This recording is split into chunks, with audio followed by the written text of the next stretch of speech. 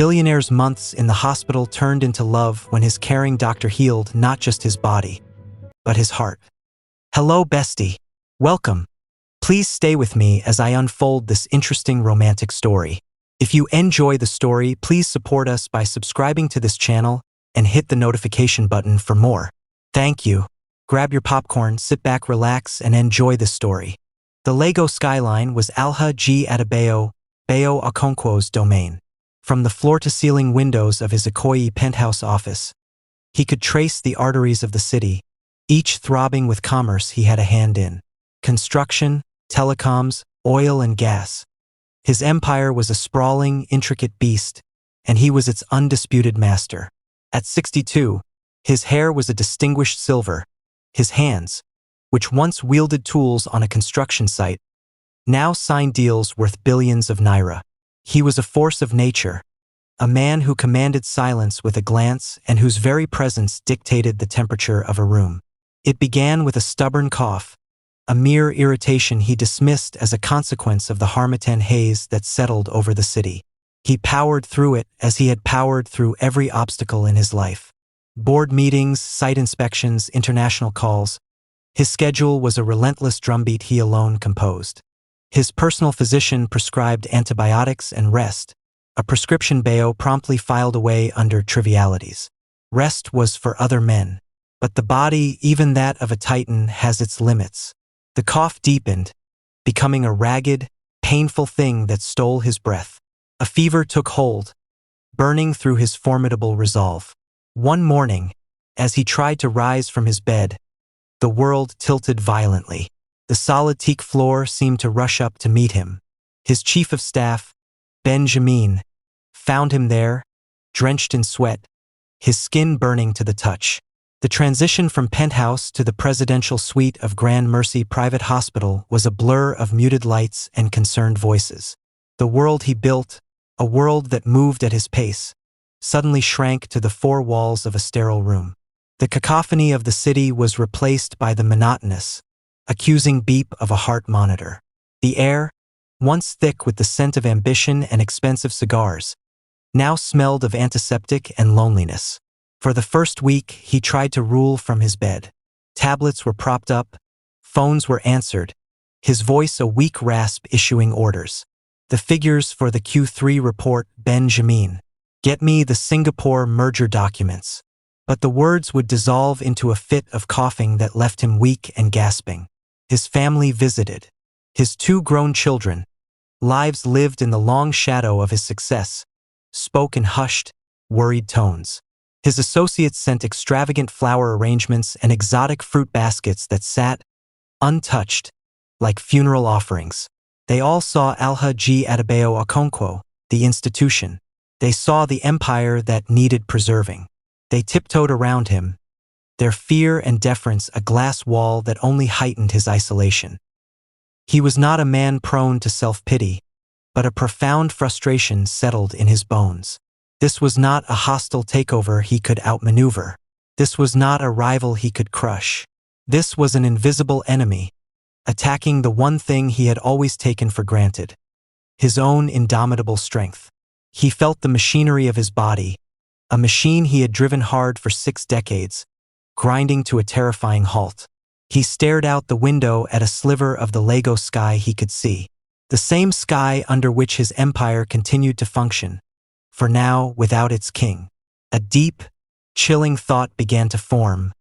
What if he never left this room? What if the mighty Adebayo Okonkwo was ultimately defeated not by a competitor, but by a microscopic organism? It was in this state of feverish despair and simmering anger that she first entered his room with purpose. Not as a flustered nurse or a deferential specialist, but as the commander of this particular battlefield. Dr. Adaora Obayagu entered with a quiet confidence that immediately filled the space. She was younger than he expected, perhaps in her mid-30s, with intelligent eyes that missed nothing. She carried a tablet, but her attention was fully on him. Alha G. Okonkwo, she said, her voice calm and clear, devoid of the sycophancy he was so used to. Dr. Obayagu, the lead consultant on your case. We need to talk about your bogus hostile takeover bid. and am afraid the board is recommending you surrender. Adebayo, through the fog of his illness, almost smiled. It was the first time anyone had spoken to him not as a monument, but as a person. And the battle, though he didn't know it yet, had just begun to shift. The fluorescent lights of the doctor's lounge hummed a steady, weary tune. Dr. Adaora Obayagu massaged her temples, the heels of her palms pressing into the faint ache building behind her eyes. A 12-hour shift was bleeding into 14, and the weight of her responsibilities sat heavily on her shoulders. On her tablet, the file for her newest and most high-profile patient glowed. Okonkwo Adebayo. Age: 62. Diagnosis: severe community-acquired pneumonia, complications pending. She had already heard the whispers slithering through the hallways of the private wing. The titan of industry. They say he owns half of Lagos. Be careful, doctor, don't upset the big man. Adaora dismissed them with a quiet sigh. In her world, titles and net worth were irrelevant, mere footnotes to the clinical facts. A pathogen did not discriminate between a prince and a pauper. The human body, in its glorious and terrifying fragility, was the ultimate equalizer. She had reviewed his charts, seen the initial attempts at treatment that he had clearly defied. She saw the arrogance of a man who believed his will could override biology. It was a familiar story, though rarely on such a grand scale. To her, Alhaji Okonkwo was not a titan. He was a fascinatingly complex medical case, a body in open rebellion, and a patient who desperately needed to relinquish control. Taking a steadying breath, she pushed open the door to Suite 401. The room was oppressively silent, save for the rhythmic beep of the cardiac monitor. The air was thick with unspoken tension. A man she assumed was a high-powered assistant hovered near the bed, tablet in hand, speaking in a low, urgent tone. The patient, Alhaji Okonkwo, lay propped against a mountain of pillows, his face ashen and beaded with sweat, yet his eyes burned with a frustrated, feverish intensity. He was trying to conduct business, his voice a ragged whisper that broke into wet, hacking coughs. The assistant looked up, startled, as Adaora entered. She didn't acknowledge him. Her focus was entirely on the patient. "That will be all for now," she said to the assistant, her tone leaving no room for argument. It was a voice honed from years of commanding chaotic emergency rooms. The man blinked, glanced at his boss for confirmation, and, receiving a weak, irritable wave, scurried out. Adaora moved to the bedside. She could feel the heat radiating from him before she even touched his wrist to check his pulse. It was rapid and thready. "Alhaji Okonkwo, I am Dr. Obayagu," she began, her voice firm but not unkind. She picked up his chart, making a note. "Your body is running a marathon it hasn't trained for. You need to stop giving it additional hurdles to clear." He tried to speak, to protest, but another cough seized him, racking his entire frame. It was a painful, helpless sound. When it subsided, he was left gasping, his defiance momentarily shattered by sheer physical misery. Adaora waited, her expression one of professional calm. She didn't offer empty platitudes. She didn't flinch. She simply observed, gathering data. "My company," he finally rasped, each word an effort. "There are decisions. Your company," Adaora interrupted, her gaze steady and direct, "is currently being run by very highly paid executives. Your body, however, has only one CEO, and you are failing it." She set the chart down and crossed her arms. "Your body is not a corporation you can bully into profitability, Alhaji. It is a partner. You must listen to it. Right now, it is screaming for you to stop." He stared at her, truly looked at her, perhaps for the first time. Here was someone who did not cower, who was not impressed by the trappings of his power, who spoke to him with a blunt, undeniable truth that cut through the fog of his illness and his ego. She proceeded with her examination, her hands competent and sure as she checked his foreline, listened to his congested lungs with her stethoscope, the cold metal a shock against his fevered skin. Her touch was neither gentle nor rough. It was efficient, purposeful. "You have a choice," she said, stepping back, You can continue to fight me, and this illness will win. Or you can surrender to the process of healing. The general needs to rest. She referred to his body as the general, a term of respect that reframed the battle. Adebayo said nothing. He just continued to watch her, a strange, unreadable emotion flickering in his exhausted eyes. Not anger, but something closer to astonishment. I will be back in 2 hours to check on you, she stated. The only work you are permitted is the work of breathing. Is that understood? Without waiting for an answer, she turned and left the room, her white coat swishing behind her. The door clicked shut, leaving Adebayo in a silence that felt different now. It wasn't filled with the echo of his own frustration, but with the lingering resonance of her authority. Alone, Adebayo Okonkwo, the man who had never taken an order in 30 years, found himself utterly disarmed. For the first time since he had fallen ill, he felt a flicker of something other than dread or fury. It was the faint, unfamiliar spark of hope. Someone was finally in charge. The days bled into a monotonous, feverish tapestry. For Adebayo, time lost all meaning, measured only in the intervals between nurse visits, the changing of 4 bags, and the blessed, heavy silence that followed a dose of pain medication. The defiant titan of the first week had been worn down, replaced by a man adrift in a sea of his own weakness. The nights were the worst. The luxurious suite, with its polished floors and tasteful art, became a chamber of shadows and amplified sounds. The gentle hum of the air conditioner morphed into a menacing drone. The drip of the 4 became a torturous water clock, counting down seconds he felt he was losing. In the dark, stripped of the distractions of the day, his mind turned in on itself. He thought of his late wife, Folake, her loss a dull, familiar ache that the fever sharpened into a fresh wound. He thought of his children, and the quiet distance his singular focus on his empire had created. He thought of all he had built, and the terrifying possibility that it could all vanish, and his name would be just a forgotten headline. One such night, a profound chill seized him, deep in his bones, a cold that no number of blankets could touch. It was quickly followed by a furnace blast of heat that left him drenched and disoriented. Then the cough began. It wasn't the persistent, annoying cough of the previous days. This was a violent, convulsive attack that tore through him, stealing the air from his lungs and leaving him gasping, his ribs screaming in protest. He fumbled for the call button, his fingers clumsy and weak, but a fresh spasm knocked his hand away. He was alone, drowning on dry land. A raw, animal fear, something he hadn't felt since he was a poor boy facing down the neighborhood bully, gripped him. This was it. This was how it ended. Not in a boardroom coup or a dramatic corporate showdown, but alone, in the dark, defeated by his own failing body. A sound escaped his lips, a pathetic, broken whimper that shamed him.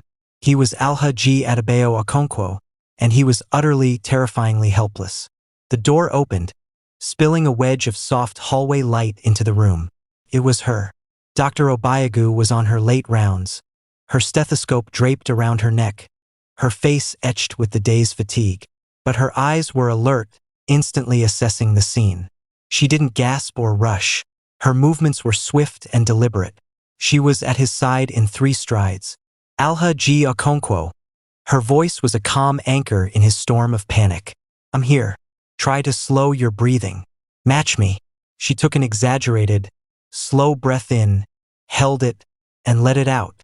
Her presence was immediate and commanding, not of a subordinate, but of a general taking control of a chaotic battlefield.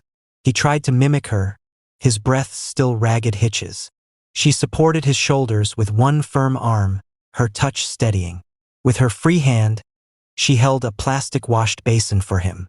When the next cough ripped through him, it was productive and wretched, and she held the basin without a flinch, her expression one of pure, professional focus. When the fit finally subsided, leaving him trembling and spent, she set the basin aside. Wordlessly, she poured a cup of water from the pitcher on his bedside table. She didn't hand it to him. She held it to his lips, supporting the back of his head with a gentle hand. The water was cool and life-giving. Small sips, she instructed softly. He drank, his eyes closed, the simple act of swallowing a Herculean effort. He felt her cool fingers on his wrist, checking his pulse, then on his forehead. He heard the soft rustle of her coat as she reached for a washcloth, ran it under cool water at his sink, and wring it out. She didn't speak as she placed the damp cloth on his forehead. The relief was so immediate and profound it was almost spiritual. The coolness seeped through the fever, a small bastion against the internal inferno. She pulled a chair close to the bed and sat, not looking at her watch or her pager, but simply watching him. Her silence wasn't empty. It was a vigilant, caring presence. After a long moment, she spoke, her voice low and melodic in the quiet room. "This is the worst of it," she said, her certainty absolute. "Your body is fighting a hard war in there. The fever, the cough. These are the weapons it's using. It's a good sign. It means your general hasn't surrendered." She had called his body the general again. The term, which had initially intrigued him, now felt like a lifeline. It meant he was still in this. He was still fighting. He lacked the strength to form words. All he could do was look at her. In the dim light, he saw not just a doctor, but a person of profound strength and empathy. She wasn't just treating a disease. She was tending to a human being. She had seen him at his most abject, stripped of all power and pretense, and she had not flinched. She had offered not pity, but partnership. Exhaustion finally overwhelmed him. His eyelids grew heavy. The fear had receded, replaced by an immense, weary gratitude. As he drifted into a true, healing sleep for the first time in weeks, his last conscious thought was not of his empire, or his fears, or his past. It was of the cool cloth on his brow, the steady sound of her breathing, and the quiet resolve in the eyes of Dr. Adaora Obiagu. The fortress around his heart, built over a lifetime, had its first crack. The violent crisis of the night passed, and with it the fever broke. A fragile, tentative peace settled over Adebayo. The change was not instantaneous, but a slow, gradual turning of the tide. The deep, rattling congestion in his chest began to loosen its vice-like grip. The crushing fatigue, while still present, was no longer a leaden weight pinning him to the bed. He could sit up for longer periods, could hold a conversation without being ambushed by a coughing fit. With the retreat of the physical torment, a new kind of awareness dawned. His world was still the four walls of Suite 401, but his focus shifted. The endless, anxious scroll of financial news on his tablet lost its appeal. The constant stream of calls from Benjamin, which he had once demanded, now felt like a distant, irritating buzz. He instructed his assistant to hold all non-critical communications. For the first time in 40 years, Adebayo Okonkwo was voluntarily disengaging from his empire. His new center of gravity became the rhythm of the hospital and the anticipated sound of Dr. Obiaga's footsteps, firm, confident, and purposeful, in the hallway. Her morning rounds were a model of efficiency. She would enter with a brief, professional smile, her focus immediately on his charts, the monitors, the objective data of his recovery. She asked direct questions. "How was your breathing through the night? Any pain here? How is your appetite?" Her hands were competent and swift during examinations. But it was during her evening visits, often later when the hospital grew quieter, that a subtle shift occurred. The conversations stretched beyond his lung capacity and oxygen saturation levels. She began to see the man emerging from the shell of the patient. One evening, she found him staring listlessly out the window at the deepening twilight, a half-eaten meal on his tray. The frustration was back on his face, but it was a quieter, more resigned version.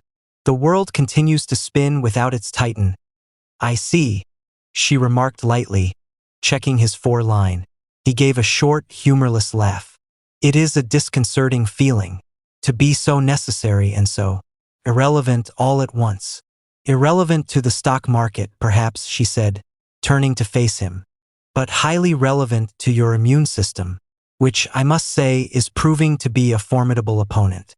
You should be proud of it." He looked at her, truly intrigued. Proud of being brought low by a microscopic organism? Proud of the army of cells fighting for you, she corrected gently. It's a remarkable thing to witness, a lesson in resilience. On another occasion, she noticed him trying to read a dense financial report, his brow furrowed in concentration, his fingers massaging his temples. Adebayo, she said, and the use of his first name, so natural and yet so unexpected, made him look up. You are straining your eyes and your mind. Your only job is to heal. She walked to the small bookshelf in the corner, a feature meant for decoration more than function, filled with generic bestsellers. Her fingers trailed along the spines until she found a small, forgotten volume tucked away at the end. She pulled it out, a slight smile on her face. Here, she said, bringing it to him. Try this instead. Less pressure.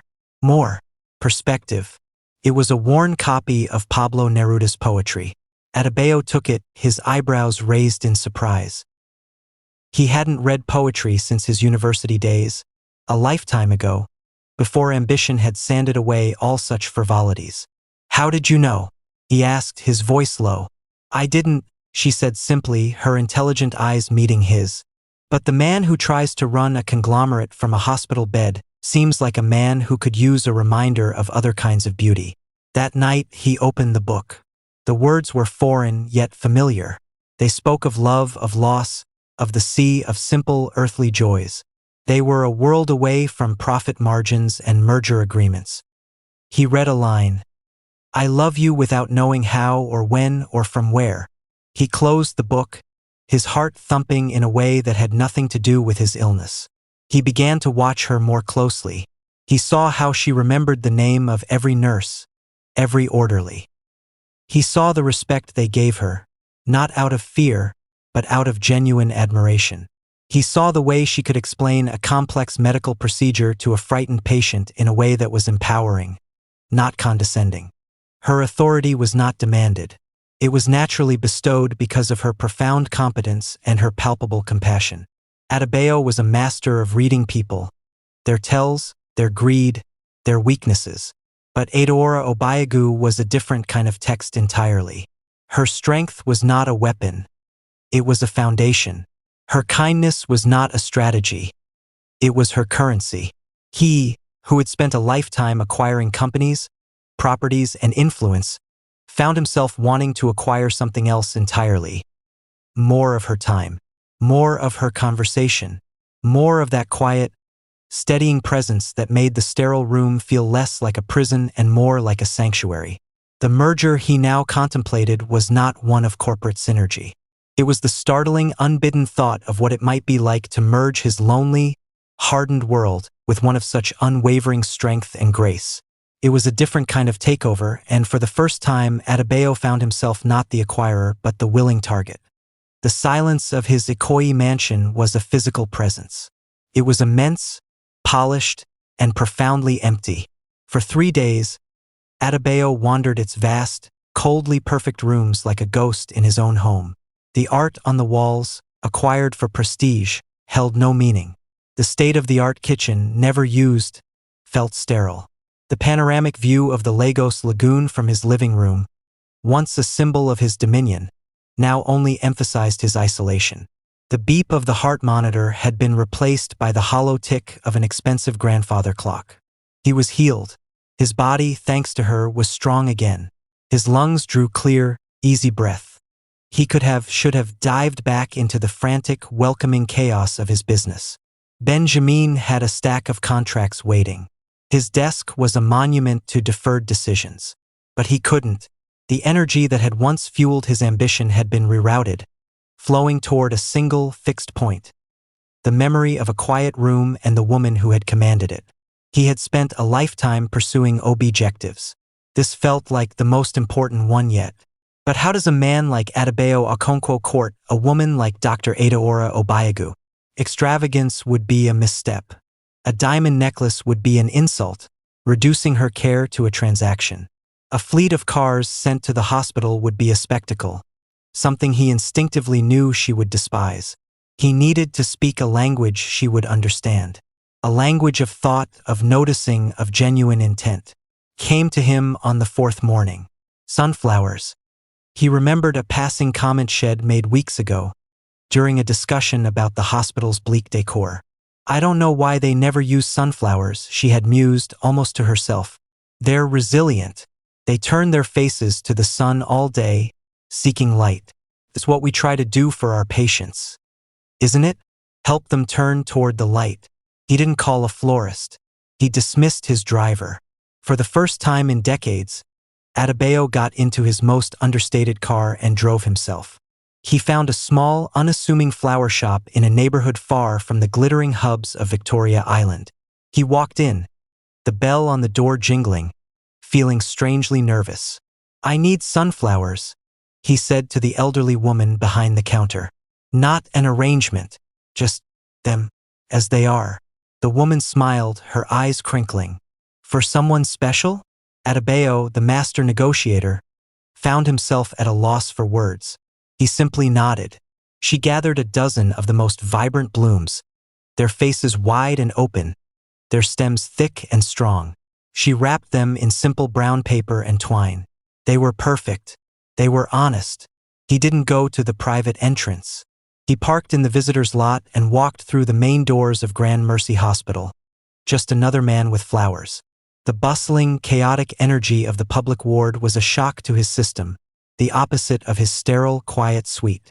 He saw worry, pain, and exhaustion on the faces of families, but also hope. This was her real world, the front lines where she fought her battles every day. He asked a harried-looking nurse for directions to the general medicine wing. She pointed without looking up, and he followed the path, the vibrant yellow bouquet a beacon in the dull, greenish hallway. And then he saw her. She was at the nurse's station, her white coat stark against the chaos, her head bent over a patient's chart. She looked tired, but her focus was absolute. She was in her element. He waited, feeling an uncharacteristic vulnerability. He, who had addressed stadiums full of people, was nervous to approach one woman. She finally looked up, pushing a stray lock of hair from her forehead. Her eyes scanned the hallway, stopping when they landed on him. Confusion flickered across her face, then professional concern. She put down the chart and walked quickly toward him. Al-Haji, is everything all right? Are you feeling unwell? Her voice was laced with the ready urgency of a doctor, her eyes already scanning him for signs of distress. It was the reaction Head expected, and it gave him the footing he needed. He smiled, a genuine warm smile that felt unfamiliar on his face. I am very well, doctor. Thanks entirely to you. He held out the simple bouquet. The brown paper rustled softly. But I find my recovery is incomplete. I have regained my health, but I seem to have mislaid my peace of mind. She stared at the flowers, then back at his face, her professional mask softening into bewilderment. He continued, his voice low and earnest, meant only for her. I discovered it only exists in the presence of the woman who showed a tycoon he was still just a man. He gently extended the sunflowers further. These are for you, not for my doctor, for Adeora. The noise of the ward seemed to fade around them. For a long moment, she just looked at him, her expression unreadable. He saw the questions, the caution, the sheer unexpectedness of the moment. Then her gaze dropped to the sunflowers. He saw her recognize them, remember her own words. A slow, real smile touched her lips, reaching her eyes and transforming her tired face into something radiant. Slowly, she reached out and accepted the offering, her fingers brushing against his. The paper rustled as she brought the bright yellow blooms to her, their vibrant color a stark contrast against her white coat.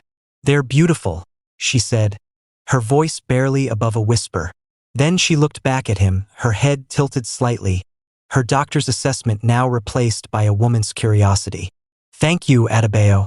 Hearing her say his name without the title felt like a victory more significant than any he had ever won in business. He had crossed the threshold. The first, most important bouquet had been delivered and accepted. The real conversation was about to begin. The sunflowers, now residing in a simple glass vase on her kitchen counter, became a silent, blazing question mark in Adeora's life. She found herself looking at them while making her morning tea, their cheerful, open faces a stark contrast to the whirlwind of caution and confusion in her mind. Adebayo Okonkwo. The name was a monument in Lagos. She had treated the man, not the myth, and in the sterile confines of the hospital, the boundaries had been clear. Now he had stepped into her world, and the lines had blurred spectacularly. Her practical, scientific mind raced through the scenarios. A rich man's fleeting fascination, a grateful patient blurring professional lines, a complicated entanglement she did not need. Her phone buzzed later that day. A number she didn't recognize, but the caller's aura of quiet assurance seemed to transmit through the device. Dr. Obayagu, his voice was warm, familiar. I hope the sunflowers are still facing the light. They are, Al-Haji. Thank you again. Her tone was carefully professional. Adebayo, please. I was wondering if the good doctor would permit a follow-up consultation over coffee to ensure the patient's peace of mind is being properly managed. The invitation was delivered with a disarming blend of charm and self-deprecation. Adeora's instincts screamed to decline, to politely, firmly re-establish the professional boundary. But she hesitated. She remembered the vulnerable man in the hospital bed, the one who had connected with poetry, not portfolios, the one who had seen her not as a woman to be acquired, but as an anchor in his storm. Coffee, she said finally, her voice measured. Just coffee, and it will be Dutch treat. It was her first rule, her first line of defense. He chuckled, a rich, pleasant sound. As you wish, doctor. He did not choose the most expensive, exclusive lounge in town. He suggested a quiet, book-lined cafe in Ikeja, a place known for its serious coffee and lack of paparazzi. He was already there when she arrived, dressed in a simple senator outfit, reading a newspaper. He looked normal, approachable. He stood as she approached, a gesture of old-fashioned courtesy that felt genuine, not performative. The conversation was stilted at first. She steered it toward his health, his recovery, safe clinical ground. He answered, but then deftly turned the questions back on her. He asked about her work not as a subject, but with genuine curiosity. What were the biggest challenges in the public health system? What drove her to medicine? She found herself talking, really talking, about her passion for rural healthcare, her frustration with medical bureaucracy, the heartbreaking case of a child shed lost to a preventable disease. He listened, truly listened, his intelligent eyes focused on her, not once glancing at his phone. Then he surprised her again. He spoke not of his billions, but of his beginnings. The young boy from ABA who hawked goods for his mother, the scholarship that changed his life, the first construction site he managed where he slept in a makeshift shack. We both build things, doctor, he said, stirring his coffee. You build health. I build structures. We are both, in our way, architects. It was the least pretentious and most insightful thing a billionaire could have said. The ice around her heart cracked a little more. Coffee became a weekly occurrence. Then a dinner. He always let her choose the place, often modest restaurants she liked. He never flaunted his wealth. Once, when the bill came, he actually let her pay her half, a smile playing on his lips as she firmly placed her share of the naira on the table. Their conversations were a revelation. They debated everything: the future of Nigeria, the ethics of artificial intelligence, the best jollof rice recipe, a heated, playful debate he thoroughly enjoyed losing. He discovered her wicked, dry sense of humor. She discovered his deep, hidden love for Fela Kuti's music and his encyclopedic knowledge of history. He wooed her not with jewels, but with books. He'd bring her a novel by a young Nigerian author he thought shed-like, or an obscure historical text He'd mentioned in passing. He was, she realized, a brilliant man who had simply channeled all his brilliance into business for so long that He'd forgotten the joy of intellectual connection for its own sake. One evening, walking her to her car, he said, "You have no idea what these conversations mean to me, Adeora. For so long, my world has been filled with people who tell me what I want to hear. You tell me what you think. It is exhilarating." Adeora felt the truth of it. This was no fling. This was a meeting of minds, a meeting of souls. The formidable Alhaji Adebayo Okonkwo was courting her with the one thing she valued most: his authentic, undivided self. He wasn't trying to impress her with his world. He was genuinely trying to understand hers. And against all her better judgment, her carefully guarded heart was leaning in, listening, and starting to beat in a new, thrilling rhythm entirely its own. The unlikely courtship was becoming the most real thing in her life. The Lagos rumor mill, a voracious beast fed by society pages, chauffeurs' gossip, and the idle chatter of the elite, began to stir. A sighting here, a whispered conversation there. The titan of industry was being seen, repeatedly, with an unknown woman. And not in the usual haunts of the glitterati, but in quiet cafes, at art galleries, even once strolling through the Lekki Conservation Center. The beast, initially curious, soon grew ravenous. The first salvo came from a popular society blog, Lagos Life. Is there a new doctor in the house? Titan's heart under examination? The article was peppered with innuendo and a grainy, long-lens photo of them laughing over coffee. They had dubbed her the mystery medic. Edaora saw it first. A nurse, trying and failing to hide her curiosity, had left the tabloid page open on the nurse's station counter. The headline felt like a physical blow. Her professional sanctuary had been violated. The respectful glances from her colleagues now held a flicker of speculation. The whispers that had once been about Alhaji Okonkwo's health were now about Dr. Obayaga's intentions. Her phone buzzed incessantly. First, her mother.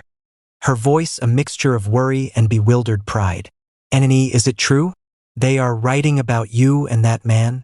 Then her friends, probing and protective. "Edaora, be careful, oh. These billionaire men are not to be played with. What does he really want?" The final straw was a call from the chief of medicine. "Dr. Obayagu, a word in my office?" His tone was neutral, but the request itself was a condemnation. He didn't mention the article directly, but spoke of maintaining professional boundaries and the hospital's reputation. He advised prudence, his meaning clear. This was a distraction she could not afford. Meanwhile, in the rarefied air of Adebayo's world, the reaction was one of thinly veiled skepticism. At a board meeting, his longtime vice chairman, a man named Babatunde, leaned back in his leather chair. "Bayo, the men are talking. This doctor. She is very beautiful, I am sure. But a doctor? Is this wise? You must be cautious. These things rarely end well." The implication hung in the air. She is after your money. His daughter, Taupe, came to his home, her expression tight with concern. "Daddy, people are talking. What are you doing? She's not one of us." The unspoken hierarchy of his world was laid bare. He was expected to marry within his circle, to merge empires, not to step outside the gilded cage. Adebayo handled it all with a dismissive wave. "My personal life is not a boardroom agenda," he told Babatunde. To his daughter, he was firmer. "Taupe, us and them is a construct I have no time for. Edaora is a brilliant, accomplished woman. You will respect her." But he could not shield Edaora from the storm. He saw the tension in her shoulders during their next dinner. The easy laughter was gone, replaced by a guarded reserve. "Adebayo," she began, her voice quiet but firm, her hands folded on the table. "This, what we are doing, I don't know if I can do it." He reached for her hand, but she subtly withdrew it. The rejection stung. The whispers at the hospital. That article. My own mother is worried in being foolish. My colleagues look at me like I've won a lottery I never entered. She took a shaky breath. "I am a doctor. I have worked for everything I have. I will not be reduced to a headline, a gossip item, a gold digger in the making." The words tasted bitter on her tongue.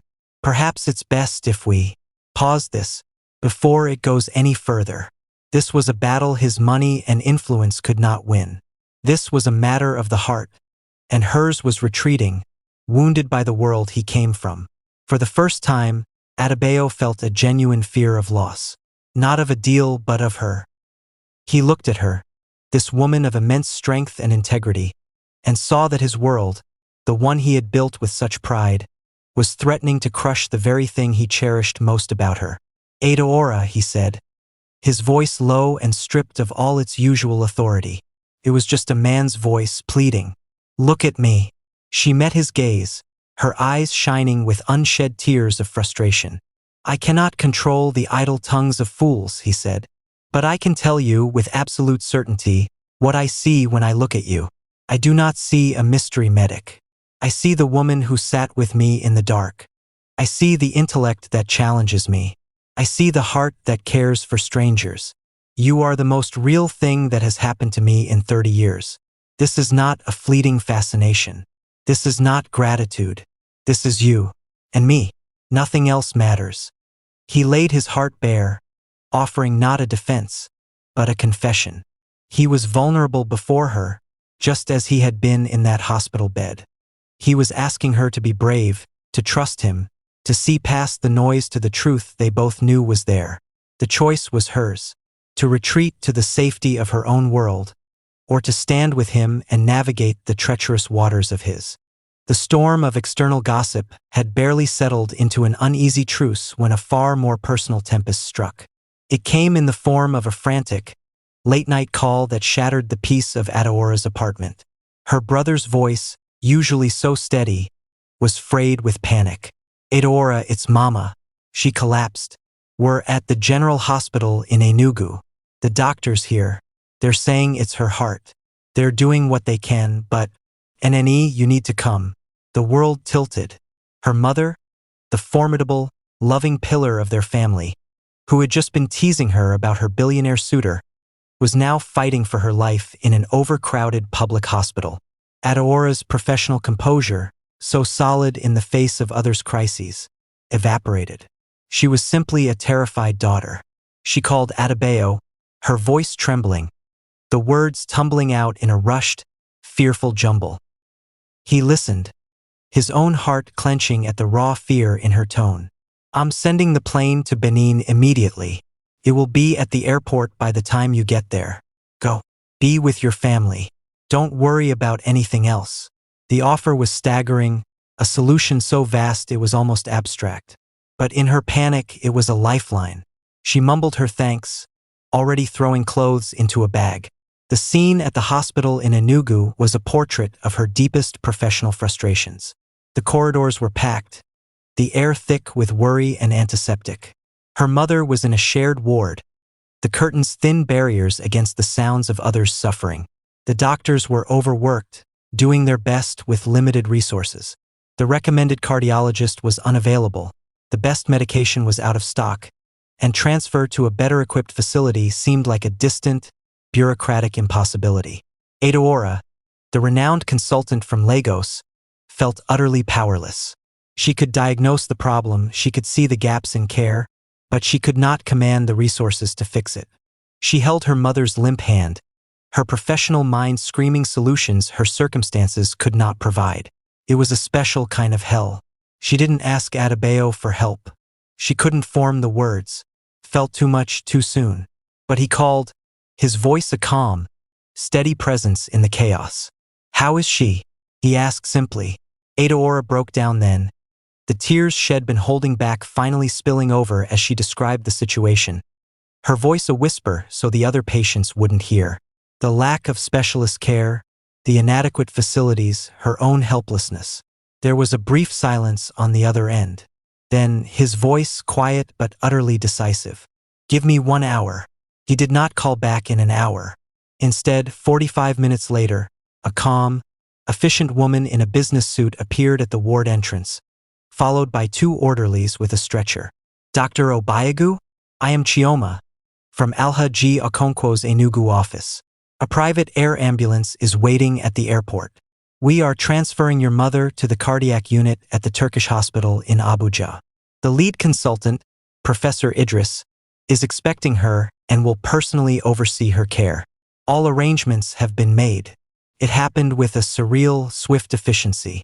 The paperwork that would have taken a family days was handled in minutes. Her mother, barely conscious, was gently transferred. Within the hour, they were in the air, and 2 hours after that, her mother was in a state-of-the-art private room, hooked up to advanced monitors with Professor Idris himself, a man whose papers Adaora had studied in medical school, conducting a thorough examination. The difference was night and day. It was the chasm between the healthcare she struggled to provide every day and the healthcare unlimited wealth could command. Standing in the quiet, private room, watching her mother rest comfortably, Adaora was swamped by a tidal wave of emotions. Profound, gut-wrenching gratitude, and a cold, sharp blade of fear. Adebayo called as Professor Idris was giving her a hopeful prognosis. How is she? She's stable. They're hopeful. Adebayo, I don't know how to thank you. Her voice cracked. There is no need for thanks, Adaora. How are you? The question undid her. The stress, the fear, the whiplash of the last 12 hours crashed down. Later that night, after her family had been settled in a nearby hotel he had also arranged, she found herself alone in her mother's room. He was there on a video call, his face filled with concern.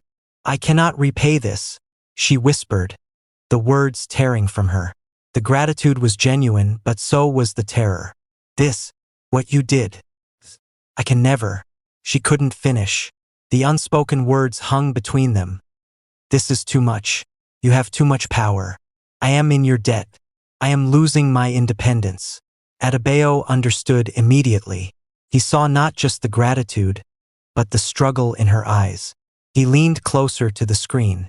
Adaora, look at me, he said, his voice soft but intense. Listen to me. Love is not a transaction. This was not a gift. This was not a down payment. This is what partners do. When my mother was dying, I would have moved the earth for a chance like this. You are not in my debt.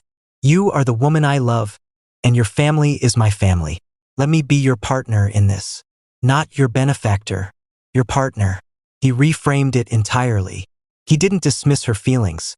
He acknowledged them and offered a new perspective. It wasn't about debt. It was about shared burden. It wasn't his power over her situation, but his strength offered for her to lean on. The tight knot of fear in Adaora's chest began to loosen. She saw the sincerity in his eyes, the complete absence of any expectation. He wasn't keeping score. He was just all in. It was the ultimate test of faith. Could she trust this? Could she accept this level of care without feeling it diminished her? Looking at his face on the screen, seeing the love and unwavering support there, she took a deep, shuddering breath. Okay, she whispered, a single tear tracing a path down her cheek. Okay, partner. It was a surrender, but not of her independence. It was a surrender to the terrifying, beautiful vulnerability of being truly, deeply cared for. The crisis in Enugu had passed. Adaora's mother, under the expert care of Professor Idris, was on the mend, her strength returning day by day. The family's overwhelming gratitude towards Adebayo was palpable, but Adaora herself held a quieter, more complex emotion. His intervention had been a seismic event in their relationship, forcing her to confront the sheer scale of his world and the power he wielded within it. Adebayo sensed her unspoken trepidation. He knew that grand gestures, while necessary in an emergency, could also be isolating. To truly integrate himself into her life, he needed to do something that spoke not of his wealth, but of his character. He needed to earn his place not in the pages of a tabloid, but in the heart of her family. And that meant facing her father. Retired Major General Chukwuma Obiagu was a legend in his own right. A man of rigid discipline, unshakable principles, and a deep, abiding love for his family, particularly his brilliant daughter. He had watched the news of his daughter's association with the billionaire with a soldier's wary eye. A man who could buy anything was, in his estimation, a man to be scrutinized intensely. Papa wants to meet you, Adaora said one evening, her voice laced with a nervousness Adebayo had never heard before. Properly, at the house in Enugu. It won't be a dinner party. It will be an audience. Adebayo nodded, understanding the gravity completely. This was the most important merger negotiation of his life. Tell the general, he said, a faint smile on his lips, that I would be honored. He refused to let her give him advice or warnings. I must go as myself, Adeora. Not a version prepped by you. He will see through anything less. The day arrived. Adebayo dismissed his driver and his usual convoy of security. He drove himself from Lagos to Enugu in a sturdy but modest SUV. He wore a simple, well-tailored senator attire, elegant but not ostentatious. In the passenger seat were his offerings: a carefully selected bottle of old cognac, a bag of the finest colonels, and a calabash of palm wine, traditional gifts of respect. The Obiagu family home was a solid, comfortable bungalow in a quiet Enugu neighborhood, a world away from Adebayo's Ikoyi mansion. The garden was neatly tended. The scent of jasmine hung in the air. Adeora met him at the gate, her eyes wide with anxiety. He's in his study. Remember, Shoo, Adebayo whispered, taking her hand and giving it a reassuring squeeze. Let me meet my opponent on the field of his choosing. He was shown into the study. The room was a testament to the general's life. Glass cases held military medals and photographs of a younger, stern-faced man in uniform. Books on history and strategy lined the shelves. And behind a large, old desk sat the general himself. He did not stand. He was in his late 70s, ramrod straight, his hair a close-cropped white, his eyes like flint. They assessed Adebayo with unnerving stillness. Sir, Adebayo said, placing his gifts respectfully on the edge of the desk. Thank you for receiving me. I am Adebayo Okonkwo. The general's eyes flicked to the gifts, then back to Adebayo's face. He did not acknowledge them. He gestured to the simple wooden chair opposite him. Sit. For the next hour, Adebayo was not a billionaire. He was a recruit under inspection. The general's questions were direct and probing, devoid of social niceties. What are your intentions with my daughter? I understand you have been married before. What did you learn from its end? They say you are a ruthless businessman. How does ruthlessness coexist with respect in a marriage? My daughter is a doctor who earns her own living. How will you ensure her career and her identity are not swallowed by your shadow? Adebayo answered each question with a disarming honesty. He spoke of his late wife with respect and sadness.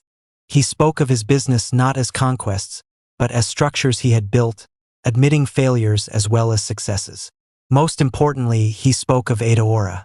Sir, I do not love your daughter because she is a doctor, he said, his voice gaining strength. I love her because she is Adeora. She is the strongest, most intelligent, most compassionate person I have ever met. My shadow is large, I know this, but I am not asking her to stand in it. I am asking to stand with her, in the light she creates. My role is not to dim her light, but to help ensure it never flickers. He did not boast of what he could provide. He spoke of what he hoped to build with her. Partnership, a life. The general listened, his expression unreadable. Finally, he stood up.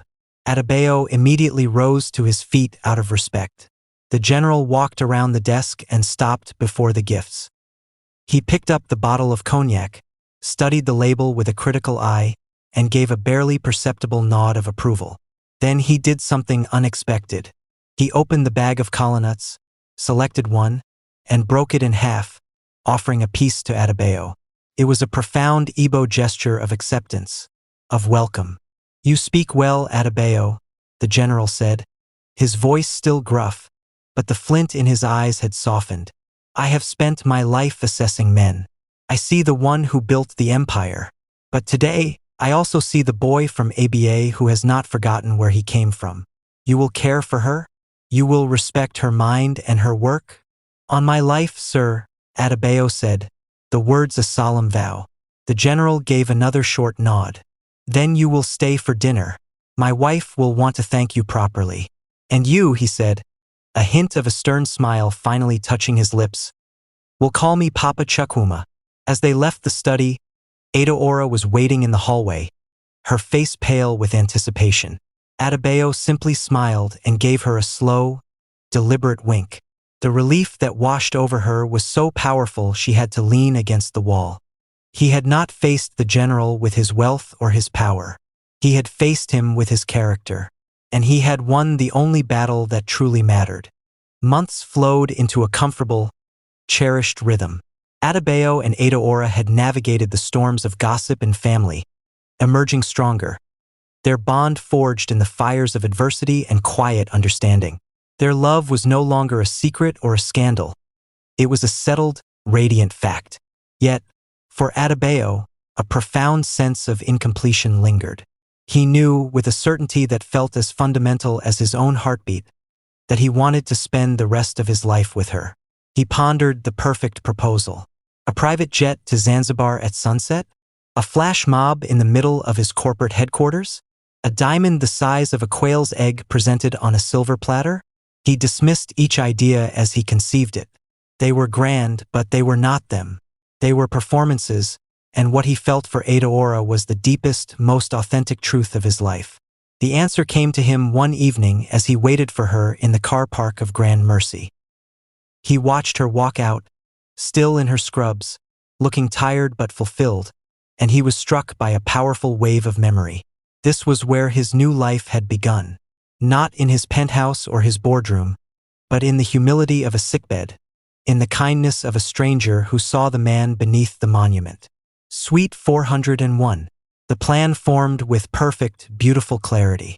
He would ask her in the very place where he had fallen in love with her. Executing it required a level of covert planning that rivaled any corporate takeover. He enlisted the help of the head matron, a stern woman who had been initially skeptical of him but had been won over by his genuine devotion to Adaora. A plumbing emergency was scheduled for the suite. On the chosen day, a small, trusted team worked under absolute secrecy. Adaora, meanwhile, was having a long, frustrating day. A surgery had been delayed. A junior doctor had called in sick, and she was running on coffee and determination. As she finally prepared to leave, the head matron approached her, her face a mask of professional concern. "Dr. Obayagu, thank goodness. We have a problem in Suite 401. The new patient there is presenting with some unusual symptoms. The monitors are acting up, and the junior staff is baffled. Could you take a quick look before you go? You're the only one I trust with this." Adaora sighed inwardly, her dreams of a hot bath and takeout evaporating. "Of course, matron," she said, slipping back into her white coat. "What are the symptoms?" "Oh, you'll see," the matron said cryptically, already walking away. "It's best you see for yourself." Puzzled and slightly irritated, Adaora made her way to the private wing. The hallway was unusually quiet. She pushed open the door to Suite 401 and stopped dead. The room was transformed. Every available surface, the bedside table, the windowsill, the floor, the very bed she had once occupied, was covered in sunflowers. Hundreds of them, their vibrant yellow faces turned towards her, filling the room with a warm, golden glow and a sweet, earthy scent. The clinical sterility was gone, replaced by a breathtaking sea of light. In the center of the room stood Adebayo. He was dressed in a simple, elegant agbada, a stark contrast to the hospital gown she remembered. In his hands he held not a bouquet, but a single, perfect sunflower. Her medical mind, trained for crisis, short-circuited. "Adebayo, what is all this? What's going on? Is there a patient?" the matron said, and then she saw his face. The love in his eyes was so raw, so open, that her words died in her throat. He took a step forward, his gaze never leaving hers. "The only patient in this room was me, Adaora," he said, his voice thick with emotion. "And you cured me, not just of the pneumonia, but of a loneliness I had carried for decades." He gestured around the room, at the sunflowers. "You told me they turned their faces to the light. You were my light in this very room. You saw the man I had forgotten I was." He slowly lowered himself to one knee. The sight of the powerful Alhaji Adebayo Okonkwo, on his knee amidst the flowers in a hospital room, was so profoundly moving that Adaora's hands flew to her mouth, her eyes filling with tears. He held up the single sunflower. "You gave me my life back in this room, Adaora. You gave me back my heart. Now please share the rest of it with me." He reached into his pocket and pulled out a small velvet box. He opened it, Inside was not a massive, cold diamond, but a beautiful, elegant ring with a central emerald-cut stone flanked by smaller diamonds. Unique, timeless, and perfectly her. "Will you marry me?" Aora stood frozen, surrounded by the symbols of their journey, in the place where it had all begun. The long day, the fatigue, the frustration. It all melted away, burned up by the overwhelming love shining in his eyes. This was not a grand gesture for the world to see. This was the most intimate, personal, and perfectly them moment imaginable. Tears streamed down her face as she finally found her voice, a choked, joyful sob. "Yes," she whispered, then louder with a certainty that echoed in the quiet room. "Yes, Adebayo. 1,000 times, yes." He slid the ring onto her finger, his own hands trembling slightly. He rose and pulled her into his arms, holding her as if he would never let go, surrounded by the sunflowers that had brought them together. The proposal had not been in a palace or on a pristine beach, but in a hospital room. And for them, it was the most romantic place on earth.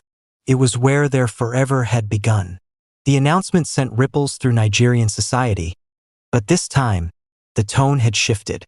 The whispers of gold digger and midlife crisis were silenced, replaced by a narrative of a genuine, hard-won love story. The headline in this day read, "The Titan and His Doctor, a Lagos love story for the ages." Invitations to the wedding became the most coveted social currency in the country. Adebayo had offered her the world, a ceremony in Paris, a reception in Dubai, a private island in the Caribbean. Adeora had listened patiently, smiled, and then laid her hand on his. "Our story is a Nigerian story," she said softly. "Let's celebrate it here, with all the beauty and warmth of our home." He had looked at her, his heart swelling with pride, and agreed immediately. The wedding was a masterful fusion of their two worlds, a celebration that was both breathtakingly opulent and deeply heartfelt. The ceremony took place at the National Mosque in Abuja, a nod to Adebayo's faith, followed by a traditional Igbo ceremony at a sprawling, beautifully decorated estate on the outskirts of the city. For the latter, the air was thick with the scent of jollof rice, mwamwa, and roasted goat. High-life music mingled with the chatter of hundreds of guests, from government ministers and billionaire tycoons to Adeora's medical colleagues and childhood friends from Enugu. Adebayo looked every bit the Titan, but a Titan reborn. He was resplendent in a rich, navy blue agbada embroidered with gold thread, a matching fila perched on his head. But it was his expression that captivated everyone. The usual stern, calculating mask was gone, replaced by a look of such open, joyous anticipation that it made him seem decades younger. His eyes were fixed on the end of the aisle, waiting for his light. Then the music changed. The talking ceased. A hush fell over the gathering as the bridal procession began. First came the bridesmaids in beautiful coral pink George wrappers and blouses. Then the flower girls scattering petals. And then there she was, Adeora, on the arm of her father, General Chukwuma Obiagu, who stood tall and proud in his full military regalia, his medals gleaming. A collective, soft gasp went through the crowd. She was a vision. She wore a custom-made ivory iro and buba, the fabric a delicate French lace imported from Lyon. It was elegant and modern, yet utterly traditional. The intricate lace was adorned with tiny, hand-sewn pearls that caught the sunlight, and the geli on her head was a masterpiece of coral pink and gold George fabric, towering and elegant. In her hands, she carried a simple bouquet of sunflowers, a poignant reminder of how it all began. But it was her face that truly stole the show. Radiant, beaming with a happiness so profound it brought tears to the eyes of many. She was not a nervous bride. She was a woman walking with absolute certainty toward her destiny. As she reached the canopy where Adebayo waited, the general placed her hand in his. "Take care of her," he murmured, his voice gruff with emotion. "Always, Papa Chukwuma," Adebayo replied, his voice thick. The ceremony was a vibrant, joyful riot of tradition. The kneeling, the wine carrying, the symbolic knocking on the door. Each step was met with cheers and laughter from the crowd. When the officiant finally pronounced them man and wife, the explosion of joy was deafening. The High Life Band burst into a celebratory tune, and Adebayo, breaking with all decorum, swept Adaora into his arms and spun her around, both of them laughing like children. The reception was a feast for the senses. There was a performance by a famous Fuji artist, followed by a set from a beloved High Life band. Later, as the night deepened, the DJ mixed Afrobeats with classic love songs, and the dance floor was a sea of moving bodies, from the elderly aunties to the youngest children. Adebayo and Adaora had their first dance to a live rendition of If by Davido, a modern choice that spoke to their future. As he held her close, his forehead resting against hers, he whispered, "You have made me the happiest, richest man on earth, and it has nothing to do with money." She looked up at him, her eyes shining. "And you, Adebayo Okonkwo, have shown me that even the most fortified heart can find its perfect key." They cut a magnificent 5-tier cake, fed each other a symbolic morsel, and moved through the crowd, receiving blessings. The society pages would later call it the wedding of the year, focusing on the designer labels and the A-list guest list. But for Adebayo and Adaora, the magic was in the moments between the spectacle. The tearful hug from her mother, the respectful handshake from his now accepting children, the sight of the stern head matron from the hospital dancing wildly with a young intern. It was the beautiful, chaotic, joyful fusion of their lives. It wasn't just a wedding, it was a declaration.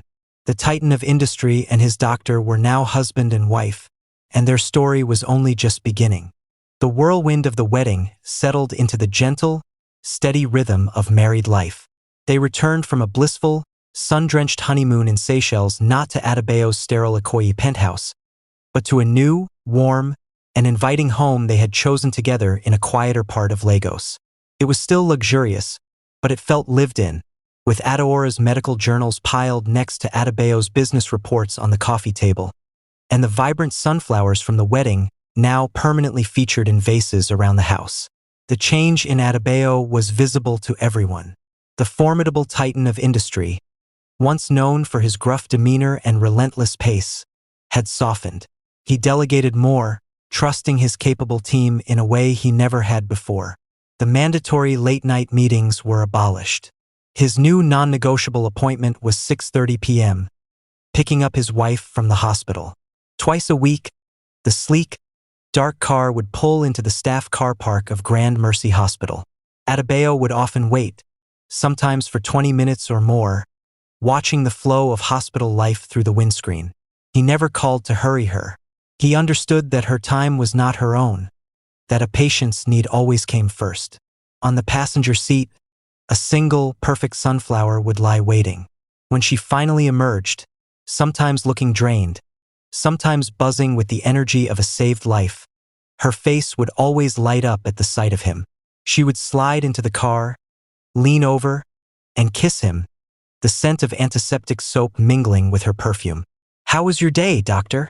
he would ask, handing her the flower. And she would tell him, not in the guarded, professional summaries she might give others, but in the full, emotional detail a partner shares. The frustration of a misdiagnosis, the joy of a patient's recovery, the heartbreaking conversation with a family who couldn't afford care. He listened, truly listened, his business mind now often turning her challenges over, looking for solutions not just for her, but for the many. This was the birth of their greatest collaboration, the Obiagu Okonkwo Foundation. It was Adaora's vision, fueled by Adebayo's resources and strategic genius. Its mission was clear and direct, to bridge the devastating gap in rural healthcare access across Nigeria. They launched it on their 3-month anniversary. The foundation wasn't just about writing checks. It was about building sustainable systems. They funded mobile clinics equipped with satellite technology to connect remote village patients with specialists in Lagos. They established training programs for community health workers. They built birthing centers and stocked them with supplies. Adaora, now Dr. Adaora Okonkwo, was the driving force and public face of the foundation, her credibility as a doctor giving it immense weight. Adebayo, working behind the scenes, used his formidable network to cut through red tape and ensure efficiency. They were a perfect partnership.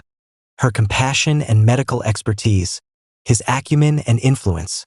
One evening, After a long day at a foundation site visit, they sat on their terrace overlooking the city lights. Eudora leaned her head against his shoulder. "You know," she said softly, "I used to worry that my world would be swallowed by yours, that I'd become the billionaire's wife." She looked up at him. "But you didn't swallow my world, Adebayo. You built a bigger table, and you gave me a larger platform to do my work than I ever dreamed possible." He kissed her forehead. "And you, my dear wife, didn't just heal my body. You gave my wealth a purpose it never had. You gave my soul a home." He was no longer just Adebayo the titan, the billionaire, the formidable force of industry. He was Adebayo, the man who was healed, whole, and truly deeply loved. He was a husband, a partner, and now a philanthropist with a mission. And often, waiting in the car park of a public hospital with a single sunflower on the passenger seat. He was simply a man gratefully, gloriously, driving his brilliant wife home. Their love story had begun with his healing, but it had blossomed into a promise of healing for countless others. Their new chapter was still being written, and it was more meaningful than anything that had come before.